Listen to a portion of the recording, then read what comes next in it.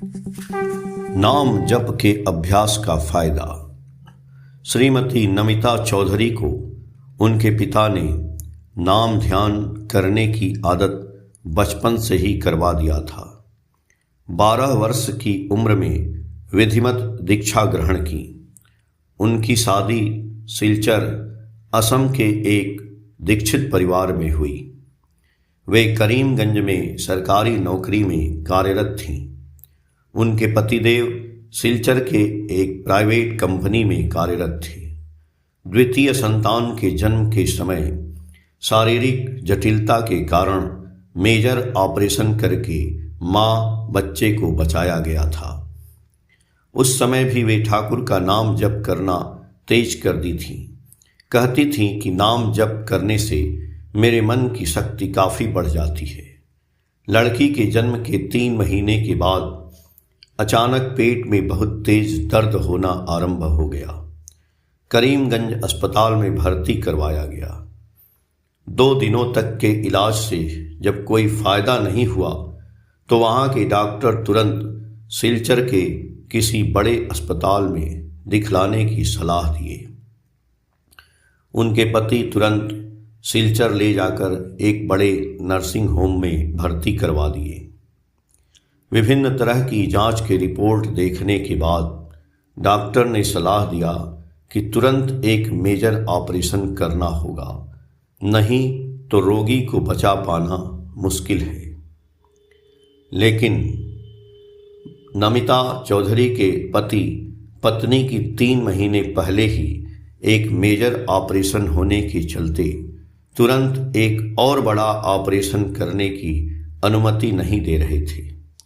Nursing home के doctor गुस्साते हुए बोले, आप अपने रोगी को किसी और नर्सिंग होम में लेकर चले जाइए। मैं अपने नर्सिंग होम की बदनामी नहीं होने देना चाहता। यह सुनकर नमिता चौधरी के पतिदेव रिपोर्ट के कागजात के साथ सिलचर के अन्य बड़े डॉक्टर से संपर्क किए। सभी डॉक्टरों ने उन्हें तुरंत ऑपरेशन करवाने की ही सलाह दी। इधर अस्पताल में परिवार के लोगों का आना जाना बढ़ गया। सभी को लग रहा था कि शायद श्रीमती चौधरी अस्पताल से सही सलामत नहीं लौट पाएंगी।